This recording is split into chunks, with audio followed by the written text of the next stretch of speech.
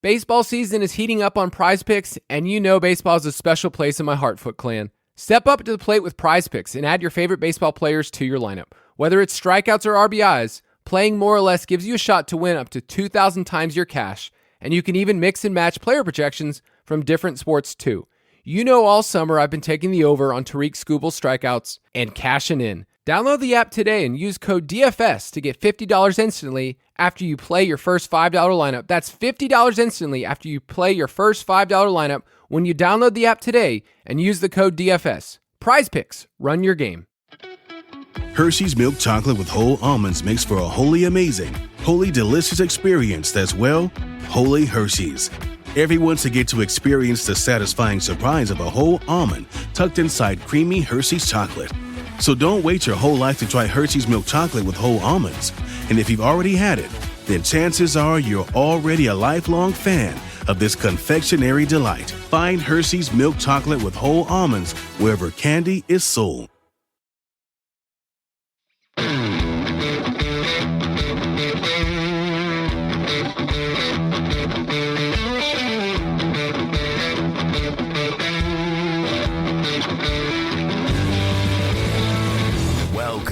To the Fantasy Footballers DFS and Betting Podcast with your hosts, Kyle Borganoni and Matthew Betz.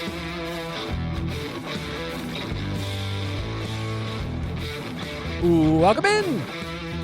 It is Friday, July 18th here.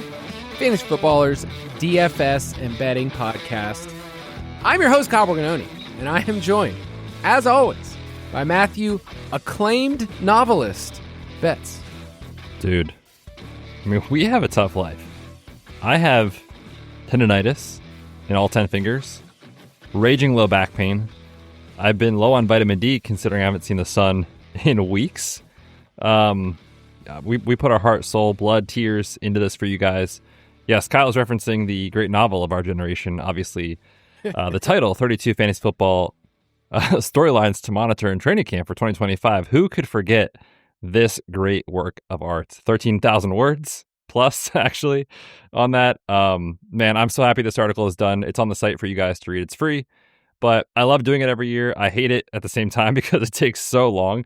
But truthfully, like just doing your own research, diving into every team, kind of asking questions about what could happen and range of outcomes and stuff like that is always a really valuable exercise. And I feel like now that, I mean, we're basically in late July, training camp is starting, like it's go time. And in this article definitely helped me kind of formulate more solidified takes entering peak draft season. Yeah, a lot of people don't understand word counts and what that equates to. So let me just put it this way. This is how I told Betz. This is how I explained it to him. I left my wife for more than an hour to read this. For more than an hour. Okay. Oh, man, I just wanted that first part to linger for a little bit. But no, I had to come back. And it's a 70-minute read. But I think what I've seen people take away, and we're going to talk about it on this episode, we're going to go through the main storylines. If you want to read all 32, it's on the website. We will reference that today. But I think the timing is what I love most about this article, is that we are about to progress this next week into training camp.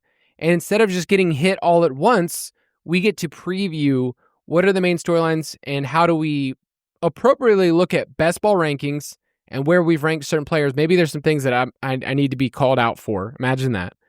And some team-level success conversations that we need to have. On the main Footballers show over the last 2 weeks, and we still have a couple more divisions, we've been going through each team, looking at their statistics, and then asking the question, like, what could go right, what could go wrong, talking about win total, something we do all the time on DFS betting.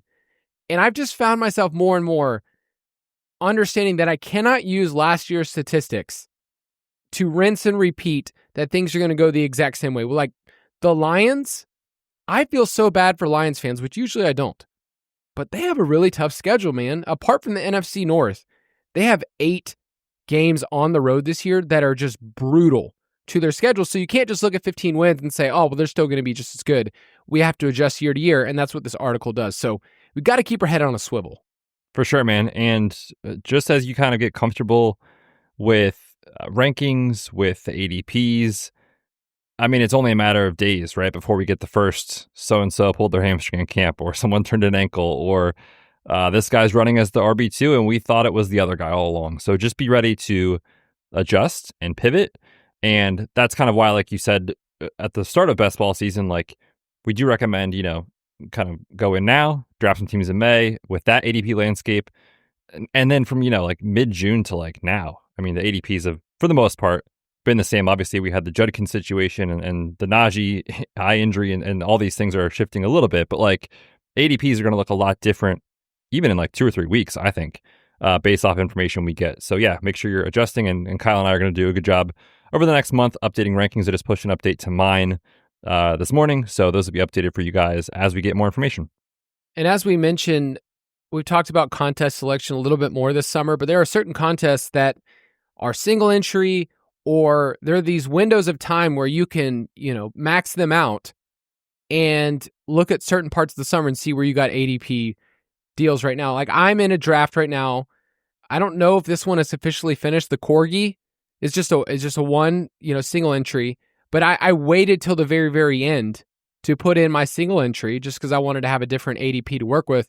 But Quinjon Judkins is a perfect example of it looks completely different now where, I'm sitting here and I'm about to be at pick 93. He's still on the board where a month ago you couldn't have said that at all. So just realize there's different ebbs and flows. We're not here to tell people like when is the right time to draft because it depends on your room. It depends on everything else. But there are different tournaments that you can take information that we find out in training camp. And so hopefully that's going to be beneficial for you.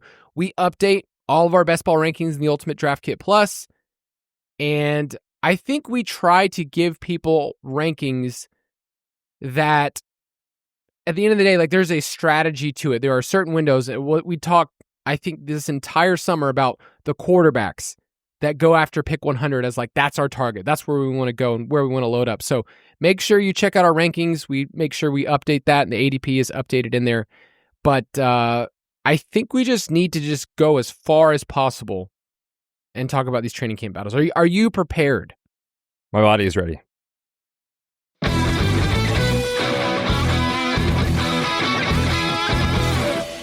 Storylines.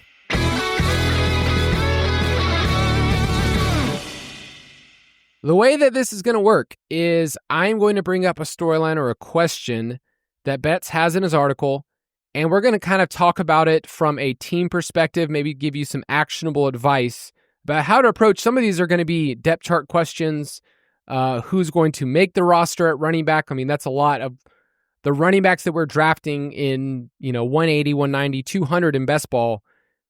I am trying to figure out who the guy is that I need to, place a lottery ticket with. So we'll talk about all of those, talk about some team level concerns and bat it around. But I will be the host.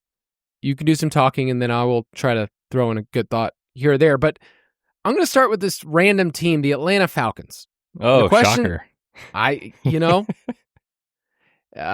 helps that they are in the A's. But the Atlanta Falcons, the question that you have is Michael Penix Jr. ready to be the full-time starter? And I was talking to Betz before we recorded, which is, by the way, in podcasting world, whenever you say that sentence, you already have the listener attention. Like, whoa, what was the really cool conversation you guys were having off air? We were talking about the Falcons. And I said that there's a wide range of outcomes for this player. So do you feel the same way about Penix of we can't just treat him as, he's like QB 22, 23. I guess I'll take him. Yeah, I feel like, so if we kind of go back a little bit to after the NFL draft this year, I've said it on Dynasty, I've said it here, like I'm a little skeptical of the we're all in with Penix because they traded their first round pick next year. Obviously, they're addressing their defensive side of the ball. We'll see if it works. But the Atlanta Falcons for the next 2 years are tied to Michael Penix, period. So I'm questioning, like, I don't know. It's only 3 games that we saw last year, and 2 of them were against the Giants and Panthers. So how sure can we be that he's the answer? I don't know. I'm less sure than the Falcons. But when I did the research on this for fantasy and kind of for the ecosystem he's involved in, I am definitely willing to see the upside case for the offense and for Penix as a very, very late best ball quarterback, especially if you can get him as like quarterback 3. You talk about the weapons, like obviously Bijan, Drake London, Darnell Mooney, if you want to say Kyle Pitts, you can, but a great offensive line. Like, it's all there to support him. And then you look at kind of his profile in the 3 games last year, and then going back to Washington in his final season there, he did a really good job of limiting sacks, one of the best pressure to sack ratios last year. Yes, he was a bit inconsistent snap to snap, but he was also a rookie who didn't get the offseason as preparing as the starter, right? He kind of got thrust in when the Kirk Cousins thing went sideways. And in those games and going back to Washington, really healthy ADOT, willing to push the ball downfield. So if you can kind of get him to, in year 2, I think ascend to be more consistent snap to snap, but also give you those downfield shots, that's where the magic comes from in fantasy, where you could see a lot of upside in the skill guys here.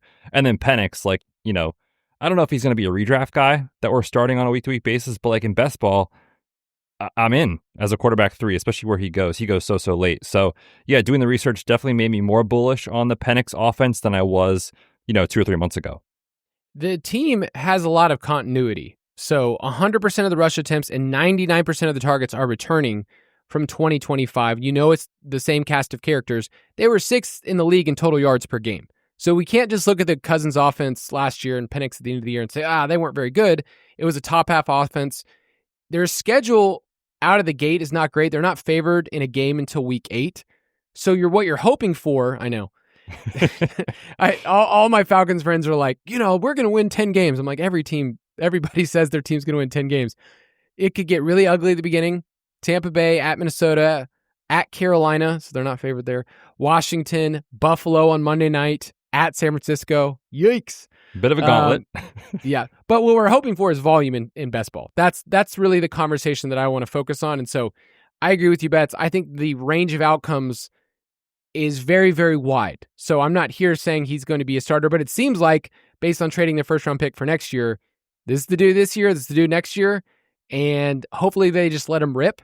It's very rare to have somebody to have this quick of a time to throw and this high of an ADOT. Yeah. It's just, it's not normal in the NFL. So could be a fun offense. Hopefully I'm not sad, but they haven't had a season of 500 better since 2017. Imagine being a fan of that team. Could be me. Betz tells me all the time, like, why do you do this to yourself? You're so dumb. Next team, Detroit Lions. How will the offense look without Ben Johnson? And in best ball, they're all priced as if there's not a huge change. Like nothing's really changing. So talk about this team, but I want to bring it back to like, are they priced appropriately, or are we basically paying for what they did last year?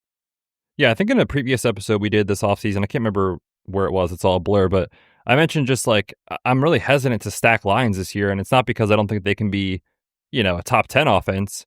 It's just that they are being priced in ADP as if they're all going to hit, which, as we talked about in previous shows when we did some ADP research, it's hard for guys that are all going teammates around each other in the top, 75 picks. Every Lion goes there except for Jared Goff. So we're basically drafting these guys as if nothing has changed this year, yet Ben Johnson was the special sauce maybe, right? Like they also lost Frank Ragnow on the offensive side of the ball on the offensive line, which was a huge factor. They had kind of an equal luck and bad luck situation where they were so unlucky defensively with injuries that they were pushed so much offensively to have these insane outlier performances. They were incredible in one-score games. They were second in win percentage in those situations. They were second in win percentage in the NFL when they had to come from behind to pull off a victory. So because their defense was just so affected by injury, the offense had to be the engine. And if you've watched like the Netflix quarterback show, you've seen some of those games. I think back to that Thursday night Green Bay Packers game where pre-game, like in the meeting, Dan Campbell is like, the offense is winning this game for us. We just have to do it that way. We're going for it on fourth down every time. Like that's kind of been the MO. And it's like, man, I don't know if the defense is just healthier than they were last year and they're pretty good. And the offense has, unfortunately, a couple injury bad luck situations, which they were super fortunate in last year. Like if that's reversed and they're not pushed to be the top 2 offense they've been in the last couple of years with Ben Johnson, and let's just say they finish like 9th in points per game or 11th in points per game, and they're still very good, but not outlier incredible, like had to have these guys. If that even happens a little bit and the ADPs stay the same as what they are right now, many of these guys I think are going to disappoint relative to cost is kind of my point. So doing the research and kind of looking at what the offense might look like this year and just some natural regression signals definitely makes me hesitant on the Lions. We talked about that a little bit too in our win totals episode. I'm on under 10.5. I also took them at plus 200 and missed the playoffs, which sounds crazy, but this team plays a lot more outside this year than they did previously. Yes. Last year was just couldn't have been more perfect for the offense, basically. And natural regression, lose Ben Johnson. I think the Lions are probably going to take a step back this year. Last year, the big story was 14 of their 17 games being indoor. This year, it's only 10, and 6 of their first 10 games are outside. I mentioned the tough road games at Philadelphia, at Washington, at Baltimore, at Cincinnati, at the Rams, and at Kansas City. And that's not even talking about the divisional stuff. So it's difficult year to year. I think that's the part we don't quite realize, that year to year in the NFL, it's really hard to maintain that level. It's really hard to maintain 33 points per game. We're not saying that's going to change. And then the offensive line has changed as well. So enough moving parts where I understand if you want to be underweight, but it doesn't mean like if you take Amon-Ra, he can still be awesome and he's still going to get touchdowns and still be really, really good. It's just, are you stacking up this team at a level where you needed them last year? And I don't know if you need them in the same way. Like, I haven't been taking a ton of Jared Goff. Yeah, I haven't either. That's probably more of a redraft conversation than best ball, but still true. The reason that I do keep tacking on a line here or there is I'm very bullish on Minnesota this year, and that Week 17 game looks very, very fun. So in a dome. So I still, don't get me wrong, have some Lions in my exposure, and I will have different exposures to different guys on the team. But I think if you're looking at ADPs and taking like 3 of the guys in the top, 70 picks, that scares me a little bit. All right, next team we're going to talk about Chicago Bears, who I feel like we've talked about a lot because every year they end up being a team that we're interested in. Over the last decade, they've hit their win total once. Rough. So that's it's not good. I've been Bears fans. I get it. That's kind of what the Falcons have done too. They have the 7th hardest strength of schedule, but they have Ben Johnson now. So the question is, can Ben Johnson help Caleb Williams make the year 2 leap? Yeah, I think he can. And, part of this conversation is like looking at what he did with Jared Goff and looking at what Shane Waldron did with the rookie quarterback. I mean, Shane Waldron, his scheme and his system was just laughable compared to like what NFL standards are as far as pre-snap motion and play action rate and all these things. He basically asked Caleb to drop back, read the defense, and figure it out. Behind an offensive line that was at best league average, and honestly was worse than league average. So Shane Waldron is partially to blame here, don't get me wrong. But Caleb was also terrible from a clean pocket. So even if you take out like the plays where that wasn't the situation and Caleb was protected, he still was not good. And so now we have this kind of ambiguous, like how much of it was the scheme and the coaching and, Eberflus is gone and how much of it was actually Caleb as a player. We talked a lot about his issues coming out of the sack issues from college, and we saw that in year 1. What did Ben Johnson and the staff do? The first thing, and no matter what, we are making this offensive line better to help support Caleb. And it's like, okay. So when I did the research and I looked at what he did with Jared Goff, over the last 2 years, no quarterback in the NFL has thrown more passes off play action than Jared Goff. At the same time, Jared Goff's ADOT has been around league average to below league average in back-to-back seasons. Caleb last year was pushing the ball downfield quite a bit, and you might think, well, we like that for fantasy, and we kind of do. But at the same time, if you can't protect the quarterback, then that isn't a recipe for success. So what I think is going to happen this year, and I think you look at their moves in the NFL draft, take Colson Loveland, take Luther Burden, who is kind of a around the line of scrimmage, gadgety type guy at times at Missouri, like way more play action, way more close to line of scrimmage stuff, make life easy on Caleb, push the easy buttons and get the ball out quick, let the skilled players go to work on crossers and stuff like that, as we saw in Detroit. So after digging into kind of like the X's and O's of what has been going on in Detroit, I'm more bullish on the Bears offense than I was a couple of months ago. At the same time, Caleb has to play better for this to work. Yeah, accuracy issues can be fixed, and it can be fixed when you have a much better offensive line, adding Joe Thuney, center Drew Dahlman, and their plays last year, 57% of them went for 3 yards or fewer. Only the Browns are worse. So it's just like over and over and over again, you're just having drives where you're in 2nd and long, 3rd and long, and it's not manageable for a rookie quarterback. So I I've come around to this offense not being overpriced. You'd think that they would be super overpriced based on Ben Johnson, but it hasn't adjusted at a place where you can't do. I mean, DeAndre Swift has gone up a full round, since the draft, and then another one over the last little bit. And I think he's been a player that I've been fine taking just from the team level success and what I think the offensive line is going to do. But any players you want to mention? I mean, I know Loveland is going to be your dude. Yeah, he was my guy last week when we did our, what was it, fantasy MVP, best ball champions, whatever we called it. League winners. Guys, league winners, thank you. Is Colson Loveland. I still am very, very bullish on that.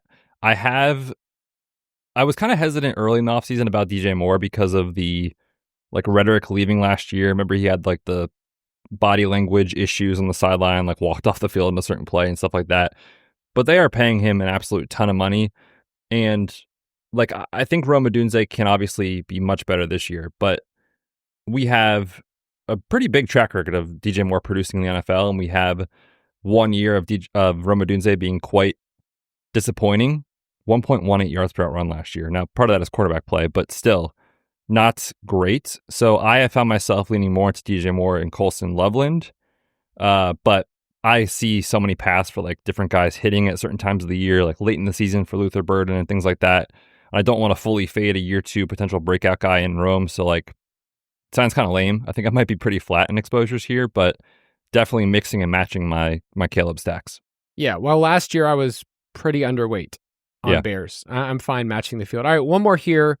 One more team level question or concern about the Saints.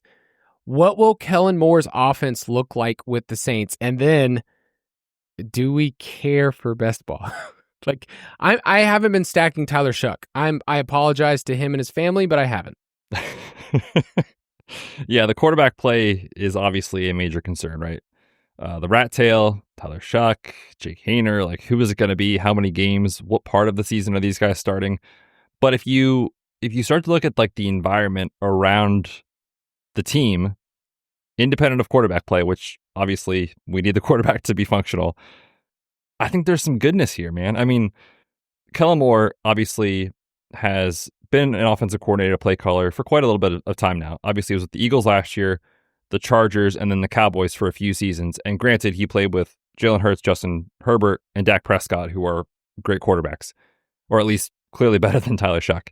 But in those systems, his offenses always play fast. They're top 3, top 5, basically every year. Even last season with the Eagles, who were the run heaviest team in the league, they were still 8th in neutral pace. So even though they were a run first team, it's not like they were slowing down when games are close. They were still going fast. So, can Tyler Shuck do that? Can Spencer Rattler do that? Obviously major questions, but it's man, I don't know. They invested in the offensive line. Chris Olave, we think, is great. Rashid Shaheed is a really fun down the field type guy who can do some stuff after the catch. Kamara is still obviously quite functional in the pass game. It's man, the weapons are there. What if the offensive line takes a pretty big step forward? They had a ton of injuries on the offensive line last year, and they just play fast, and they're in negative game scripts a lot. I think it could be one of those ugly shootout type teams that you didn't see coming. But again, it's man, if Tyler Shuck doesn't do this, then we're going to be stuck. So my takeaway from doing the research on Moore's offense was I don't know that I'm stacking Saints all the way, but when Olave falls on DraftKings to the 70s, how bad could it be, right? Talk to me. Rashid Shaheed often goes well after pick 100 over there as well. So I think I want pieces just because of the pace of play here.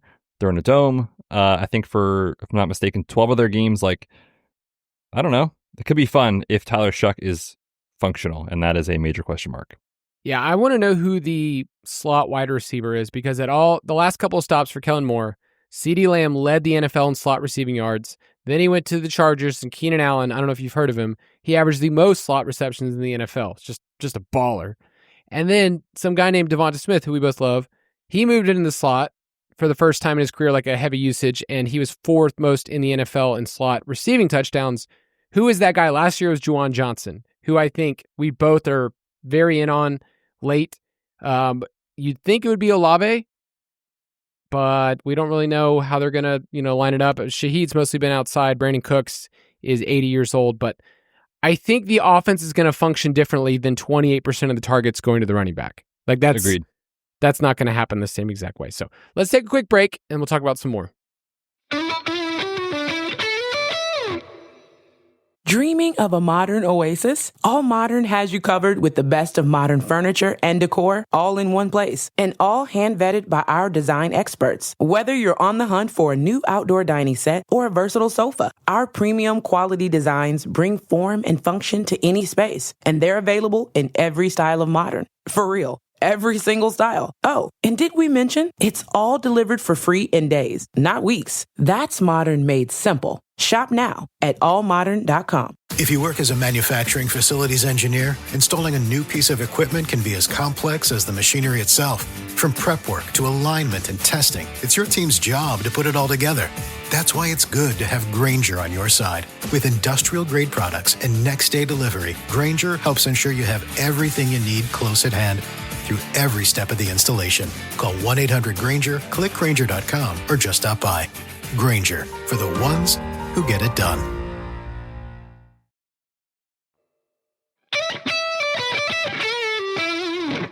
All right, next topic we are going to go through, next storyline to monitor in training camp, are wide receivers and depth chart questions that we have.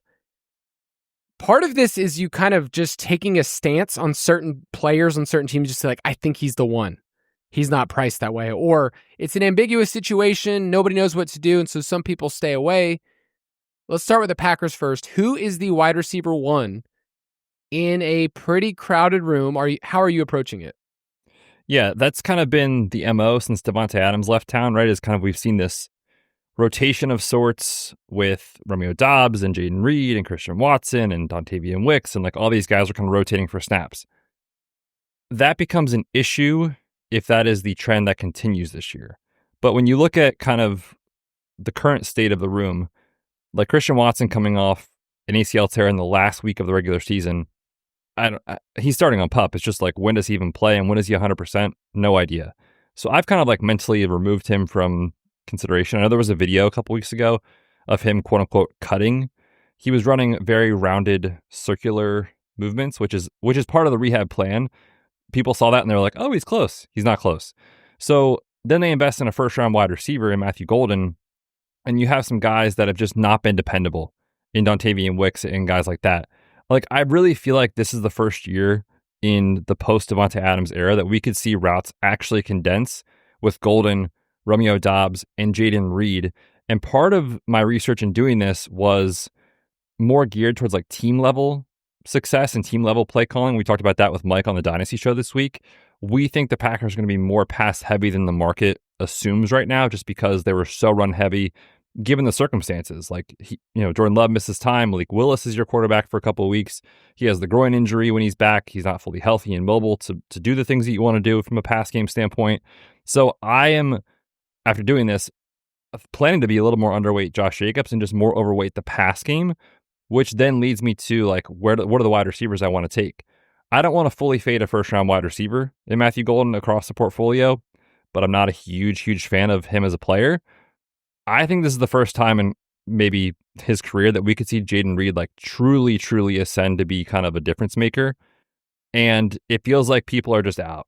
Like, I get it. He hasn't run a ton of routes in 2 wide receiver sets. I know you'll talk about that. But what if this team is pushed more? What if there are negative game scripts more? What if they just want to throw more, and because of that, they are in 3 wide receiver sets more? So I just think there's a ton of upside on Jaden Reed at cost, where last year, because he had the insane end of season run, year 2 breakout, everybody got excited. He was way overpriced. Kind of feels like the pendulum has swung too far the other direction, that now I find myself pretty in on Jaden Reed. Man, I totally agree with you. I think the passing game is way undervalued. This team is favored in each of their first 8 games. You're not going to be able to use the exact same game script they did last year.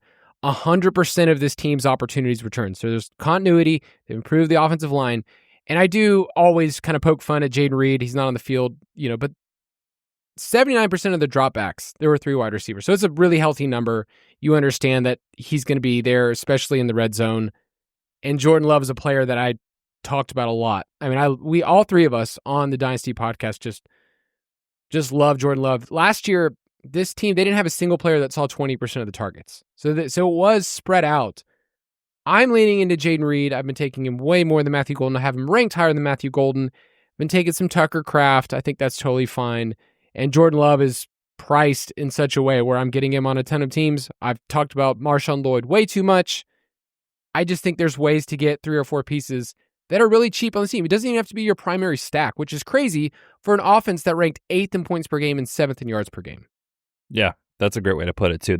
You're not counting on these guys at ADP outside of Josh Jacobs to be like in your lineup every single week. And maybe this is more of a best ball take than redraft, because I do get the concerns about when can I rely on starting one of these wide receivers. But in best ball, like, we don't care, right? We don't have to worry about that. We just think there's a ton of spike week potential with the pass game. And that week 17 matchup against the Ravens also looks pretty fun too. All right, let's move on to the Bills. Their wide receiver room is also frustrating to figure out. Khalil Shakir is probably a better player in redraft than he was in best ball in terms of giving you spike weeks. Last year, Josh Allen was the quarterback 2, okay? So 1 MVP, really, really good season. Yet it's the only time over the last 8 years that a quarterback that finished in the top 5 for fantasy didn't have a wide receiver in the top 30, didn't even have a top 10 tight end. Dalton Kincaid was wide receiver 30, Khalil Shakir was wide receiver 38. It is frustrating. So, do you think a pass catcher will emerge from this group as a high-end fantasy starter? I don't think so. Dang it. And I was hoping to like find the thing in this research to be like, this is the guy I definitely want to attack. But when you look at kind of the profiles of each player individually, they all have issues, right? Like Khalil Shakir, I think, is better for the Bills than he is for fantasy because he's been good when he's played. 1.75 and 2.20 yards per run over the last 2 seasons. Like, the guy can play. The problem is his ADOT, 5.5 yards. In half PPR formats, I mean, 5 for 60 is not helping you, right? Like, you have to have touchdowns. And, you know, don't get me wrong, Josh Allen can have these crazy games for sure.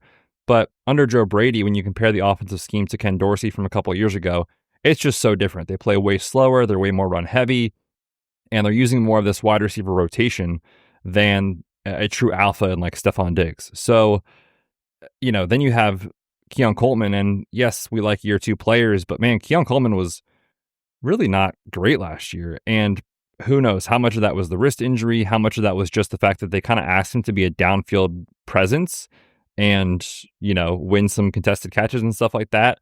That's going to come with a lot of variance. And Josh Palmer, who has been okay at times with the Chargers, he's still averaging under 40 yards per game in his career. So, like, this is not a player we can absolutely count on. And you're still going to see Curtis Samuel for a couple snaps here or there, or Elijah Moore if he makes the team. Like, I still think this is going to be a really frustrating situation for half PPR best ball. That, yes, I will stack up Josh Allen, don't get me wrong, but I still find myself kind of coming back to like the question last year we all had was, which guy do you need? Like, you're going to need one of these guys. And the answer was, you didn't really need any of these guys. So that's kind of where I'm at. As far as Dalton Kincaid, he played through a PCL injury from week 10 on. So you could talk yourself into maybe like a post-hype sleeper situation here if Kincaid can kind of bounce back. He did post better targets throughout run this past year, 22%, than his rookie season at 19.5%. So potentially you could see that maybe elevate another level. But outside of that, I'm not super excited about the pass catchers. The red zone targets were really spread out last year. Coleman had 10, Kincaid 10, Shakir 10, Matt Collins, Ty Johnson, who was way more involved in the pass game than we want him to be.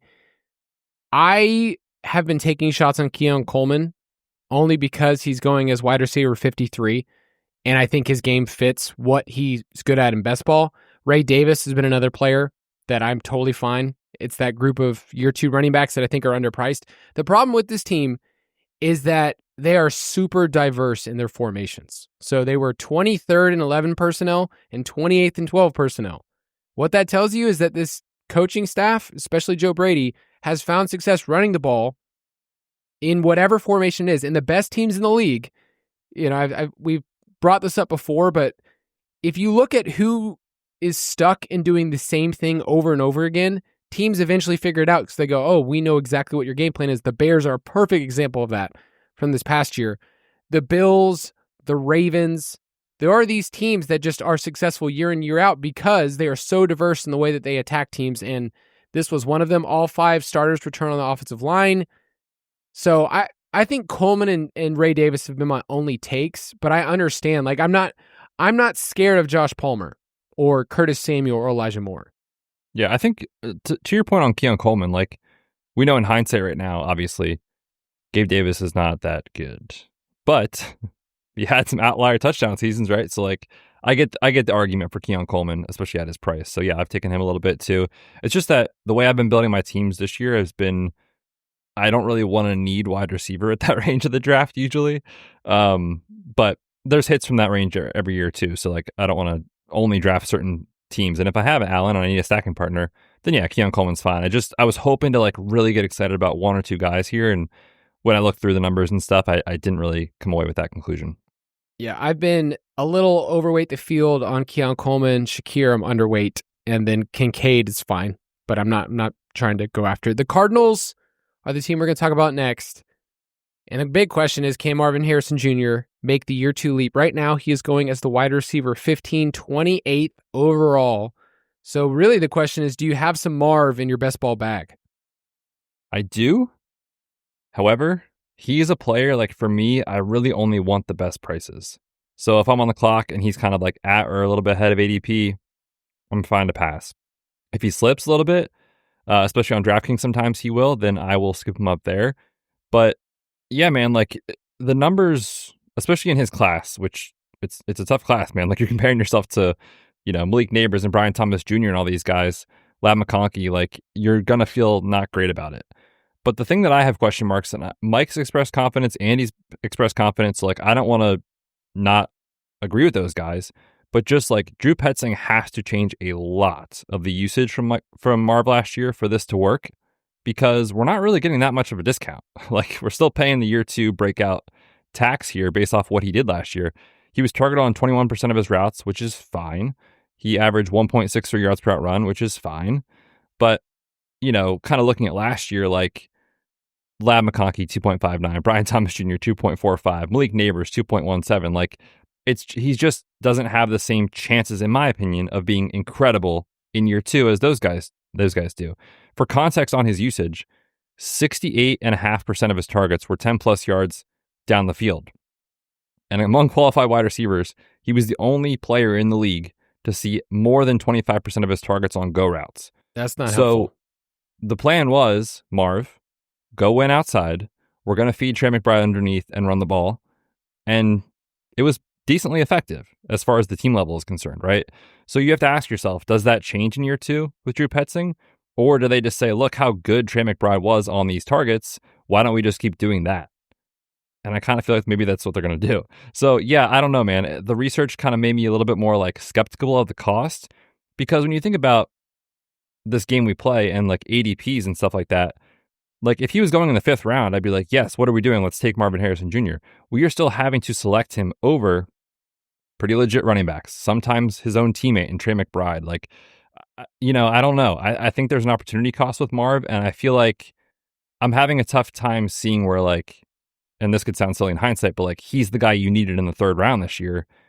There's a lot of warning signs of this not being the best pick at ADP.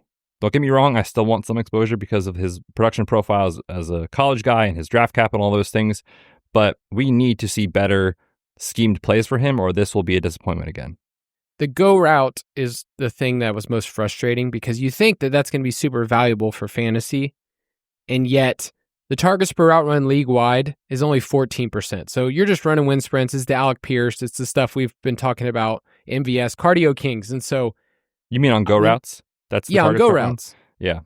It's frustrating because the player's talented and you've seen him ball out and have huge games.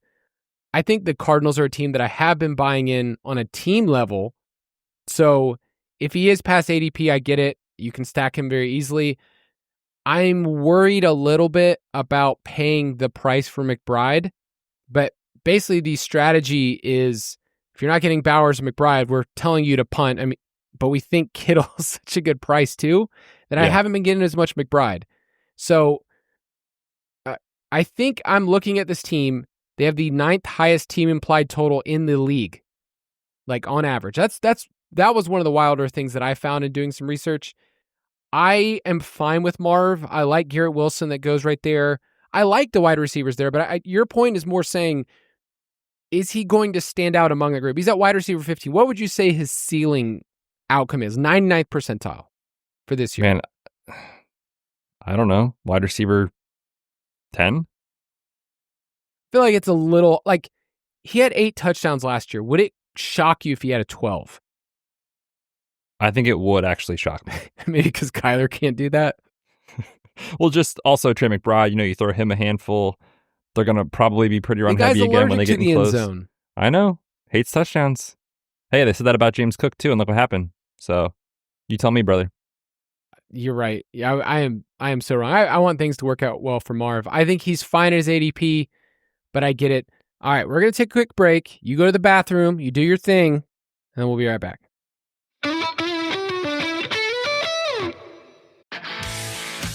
If you're a lineman in charge of keeping the lights on, Grainger understands that you go to great lengths and sometimes heights to ensure the power is always flowing, which is why you can count on Grainger for professional-grade products and next-day delivery, so you have everything you need to get the job done. Call 1-800-GRAINGER, click Grainger.com, or just stop by. Grainger, for the ones who get it done. I'm not switching my team to some fancy work platform that somehow knows exactly how we work. And its AI features are literally saving us hours every day. We're big fans. And just like that, teams all around the world are falling for Monday.com. With intuitive design, seamless AI capabilities, and custom workflows, it's the work platform your team will instantly click with. Head to Monday.com, the first work platform you'll love to use. I wasn't talking about Betz going to the bathroom. I was talking about to you, the one that's listening, wherever you were. If it's, hey, if you were mowing the lawn and you didn't take a bathroom break, now's the time. Go do it. You'll thank me later. We're going to go to ambiguous running back rooms. That's hard to say. Ambiguous running back rooms. Nailed it. And maybe some of these are about workload questions. Mike and I don't know if you know this, Betz, we're in the middle of a little research project where we're looking at ambiguous running back rooms for 2025 using some research of the last couple of years. And really what it comes down to, we'll publish it soon, is who's a good offense and why are these running backs priced so low? And most of the time it's because we don't know how to sort it out. So let's talk about some of these offenses right now, Betz, that nobody really wants to touch the running backs or we don't know what to do with the running back too. So the Cowboys, the first one. What does the running back depth chart look like, and does it even matter? Yeah, so obviously right now, entering camp, we've got Javonte as the presumed RB1. Miles Sanders is kind of kicking around there as a depth piece, and the day 3 back, Jaden Blue out of Texas, is the third running back. My boy. Your boy Blue. So what's sad, man, is that there's some people listening and don't get that reference, and word is old, but great movie. And when I did the research, like, to me, the question marks don't come down to like who is the best runner here, because quite frankly, I think Dak Prescott is going to lead the NFL in passing. We've talked about that. I think this is going to be number 2, number 3, number 4 in pass rate over expectation this year for the Cowboys. They're building the offense through Dak, CeeDee Lamb, and George Pickens. And so when I look at that, I say, okay, who can be the best pass protector? Who can be the guy that gives you targets out of the backfield? I don't know, man. Miles Sanders hasn't done anything since that 1 year with the Eagles. So I had been previously kind of like mixing him in as like it's round 19 on DraftKings, who cares type of pick. Since then, doing this research, I'm like, I don't necessarily want Miles Sanders. Now, if we get into camp and it's like, oh, he's actually running as the guy, then sure, I'll mix him in. But right now, I'm looking at it like over the last couple of years, he's 55th out of 59 qualified backs in yards per carry. His yards after contact per attempt have dropped in 3 straight seasons. He's not particularly great in the pass game, 0.86 yards per out run as a pass catcher in his career. Not great. Javonte, for all the issues he had last year, which he had many of them in Denver, was pretty good in pass protection, at least when you look at like PFF grade and stuff like that. So I think there's a chance where Javonte can be on the field enough to just kind of like luck box his way into some RB2 weeks and be fine at his cost because they trust him so much in pass pro. Yes. The upside case is Jaden Blue, who, only has 214 career carries to his name at Texas. Now, when you're playing behind some of the guys that have come out in recent years, like Jonathan Brooks and Bijan, it makes a lot of sense. But he is ultra explosive, crushed it in the 40-yard dash. He's got the speed score you look for. He can also play in the pass game. He had an elite 13% reception share this past season. For context, like in the database we use and we look at numbers for NFL backs, anything north of like 9 or 10% is incredible. And that was on an offense that had Matthew Golden, and we laugh because of the 40-yard dash and stuff, but like Gunnar Helm and Isaiah Bond had some legal issues, but like he was a projected NFL talent. So he was still getting a ton of usage in the pass game, even with some of those playmakers, that I see the path for Jaden Blue.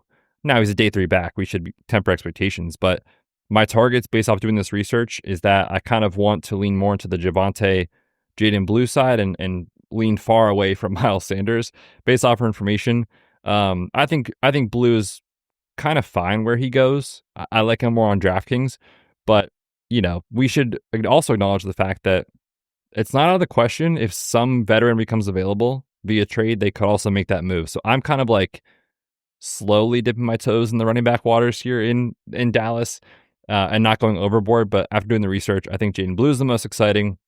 Javonte has the best chance to kind of just be on the field enough to pick up a handful of RB2 weeks. I have a lot of Javonte because I have a lot of the Cowboys, and we talked about their passing game. So if I take CeeDee Lamb, it's very easy to queue him up. If I take George Pickens, it's easy to queue him up along with Dak and Turd Ferguson. So I'm overweight Cowboys compared to the field. Javonte is the type of player that Jerry Jones says, I want him on my team. He has one career game against Dallas, and he ran for like 6.5 a carry, over 100. He was at Dallas. Jerry's like, I got to get that guy. But I will agree, the pass protection keeps him on the field. It's not helpful for fantasy, but it does help us project him as the starter going into camp. And then I need some doctoral advice here, some medical advice. That's a better way to say that. Yeah, there you go. So he's 2 years removed from his ACL, LCL stuff. And I know Nick Chubb's been on record of saying, like, it took me 2 years to feel like myself again. Is any of that in your thought process with Javonte? Yeah, I think there is a chance that come to fruition this year. The tough thing that you can't really ever answer is so much of this recovery is also psychological too, where it's like, do they trust the knee? Do they feel the same level of explosiveness? Those sort of things. Obviously, without talking to the player, you can't really answer that. But from a data standpoint, historically, the research has shown we want to bet on these guys in year 2 and year 3 off the injury and not the first season, which is kind of why a couple years ago, you and I were just like so out on Javonte, even with the discount. Same thing with Nick Chubb last year and other examples.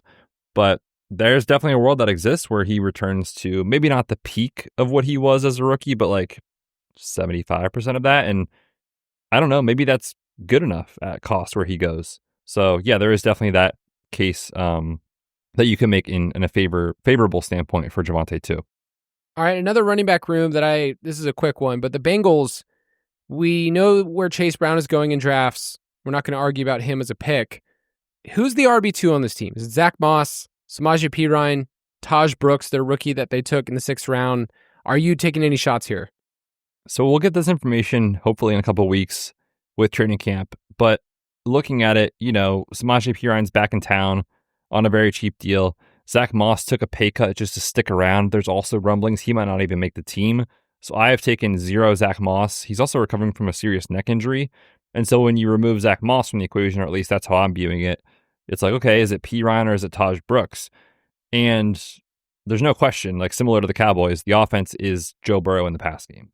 So whoever can perform better in pass pro in training camp is probably going to win the RB2 job, just because when they say, hey, get in there on 3rd down, or hey, we're, it's 2nd and 10, like we're throwing the football, that's what matters to Joe Burrow and to Jamar Chase, T. Higgins.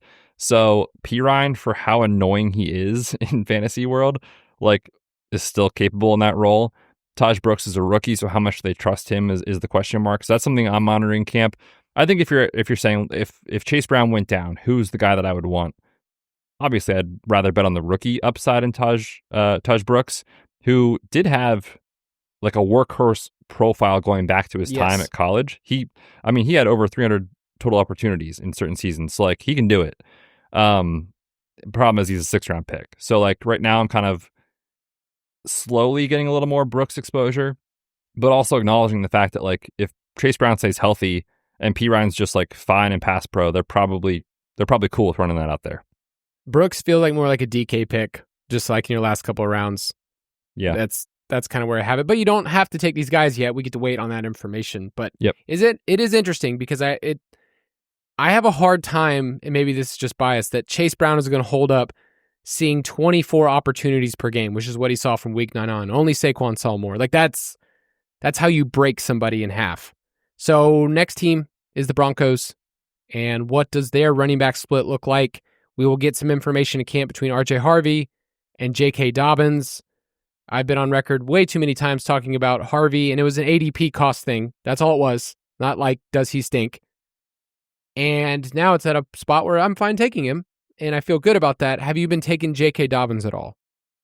I have a little bit, especially in like wide receiver heavy builds. Maybe you take an elite quarterback, something like that, and you need an RB3 in this range. I think he's totally fine where he goes.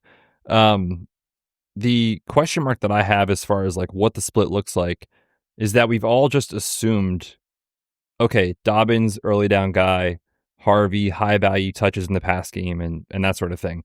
I'm not saying that's wrong. I just think that we're assuming that. But like when they've talked about it, they've been like, we love Dobbins in the pass game. And I mean, Sean Payton just blows smoke every offseason, so who knows? But that's something I'm watching in camp because I see the upside case for both guys. I think Harvey is totally, like you said, now at a price where it's like, I kind of want some RJ Harvey. Whereas before he was getting steamed up sometimes in drafts going in like the early 50s. That was a tough price for me. But now that he's fallen a little bit, I'm definitely trying to get exposure to both of these guys because, like you said, the offense, I think is going to be very good. The offensive line is great. And this is a team that if we look back and they're winning 10 or 11 games this year, I don't think anybody would really be surprised by that. So yes, I want exposure to both guys across different lineups, but definitely trying to see who is getting this pass down work that we're so excited about. Is it Harvey or is it Dobbins is something in camp that I'll be looking for. Yeah, this team is pretty run heavy and a lot of their stuff was short and making sure on first down that they have chunk gains. I do want to remind ourselves that early down work is what correlates best with fantasy production because it just happens way more first and second down. It's scary because I want to look at this and say Dobbins is the early down guy. Harvey comes in on third down. Eventually Harvey gets more work as the season progresses. Sean Payton could just say, I don't care about you, Kyle.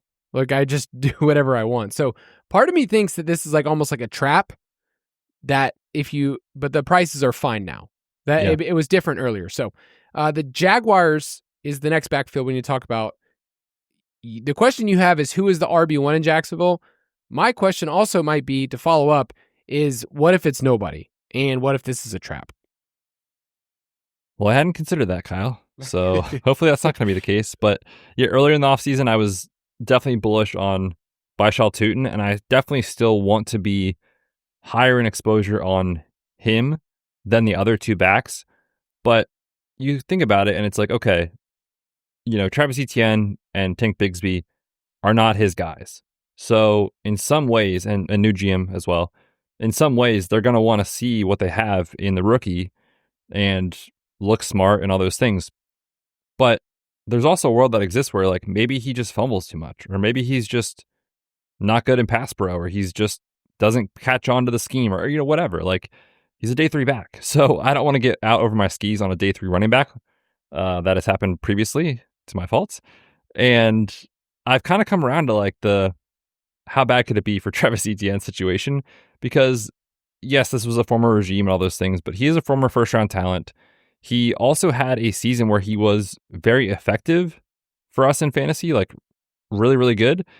And this past year, he dealt with a ton of injury, which I reminded myself writing the article. I'm not saying I'm going to be bullish or like overweight Etienne, but previously I was just like, Tootin's the only guy you're taking. Don't even bother with the other ones. And now I'm like, maybe the injuries are more of an issue than you remember for Travis Etienne last year. Had a shoulder injury he played through. Also had a hamstring injury that forced him to miss a couple games. So when you look at his data and the numbers, he looks terrible.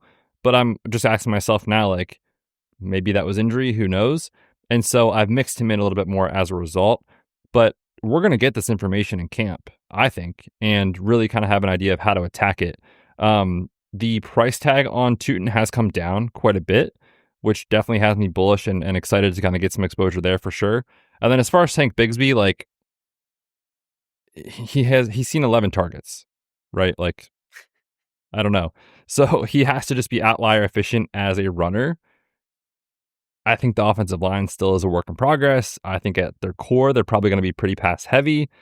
Let's not pretend that this team is going to win the Super Bowl this year. So like, I think you're going to still see a ton of negative game scripts that, look, if you need a running back and you're at like 170 in your draft and he's there, whatever, if it's fine.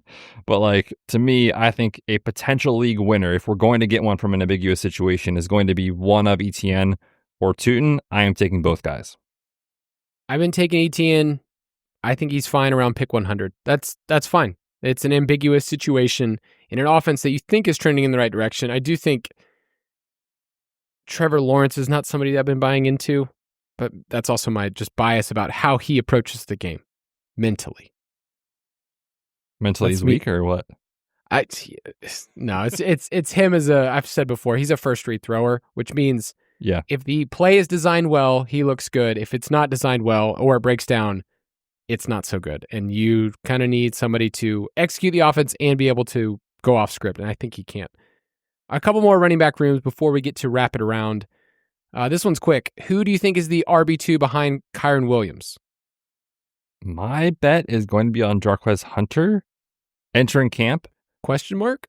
But we're going to get that information very, very soon. I just think Hunter provides more of an explosive element that Corum doesn't really have. I wasn't a huge Corum guy coming out of Michigan. We talked about him a lot last year, and he just never sniffed the field. So what if in camp Hunter looks better and, Corum is kind of just who he is, and they decide that that's the direction to go. I did find it interesting. We're all worried about Kyren and all these things, and, the numbers are not good. Don't get me wrong. But, like, the Rams have used a running back pick in 8 straight drafts. I went back and looked. I was like, that's wild. Wow. So we've all been like, I don't know, man. They took Blake Corum, then they took Jarquez Hunter. Does this mean the end of Kyren? I think if he gets a contract extension, we're going to obviously put that to bed. Not that he can't get hurt or anything, but like, we've all been talking about this forever, and Sean McVay just loves him. So as long as Kyren is healthy, I think he is the guy. But obviously in best ball, if you're looking for contingency plans, I will have more Hunter, I think, than Corum, but we'll get that information very soon. All right, let's get some quick hitters. It's time for Rapid Round. All right, Betz, you're going to have to give this to me in one sentence, your thoughts, okay? I'm going to bat it around real quick. Titans running back room. Will the running back room actually be split? The Titans? Yep. Why are we talking about the Titans? Oh, the Titans running back room. Yes. I read tight end. I was like, why are we talking about the Titans? No, you're good. You're good. The Titans running back room, will it actually be split? I think it will be this year. I think so too. I'm approaching it that way in how we're looking at where they're drafted. The Ravens, how will the Titans' playing time and targets be distributed? I think there is a chance that in the next couple of weeks, we're going to see an Isaiah Likely contract extension. Ooh. Okay. And I think they know the end is here as far as Mark Andrews' time in Baltimore beyond this year. So they're going to live in 12 personnel. They don't really have depth at wide receiver behind Zay and Bateman, so you're going to see those guys on the field a ton. And I think you're going to see both Mark Andrews and Isaiah Likely on the field together a lot this year. Yeah, I've been taking Likely. I sadly have not been taking Andrews very much. I've taken him a little bit where he goes. Sometimes he'll fall to like 120. Just an honorary pick. It's like, just for the old times, I have to do this. And nobody else in your room notices. They don't care at all. They're like, no. You're taking Mark Andrews? They're laughing at me. The Dolphins, how much does Tyreek Hill have left in the tank? Man, I was so worried after this past year. I feel like at cost, there's way more upside than the market assumes in Tyreek Hill. Look, I don't know what went on with Jonnu and why he got 111 targets last year, but he did, and they're gone. And Darren Waller, the last time he played football, it was not great. So I also think there's a non-zero chance that Waller gets to like the third week of the preseason and he's like, you know what? Rapping is better. just kidding, I'm out.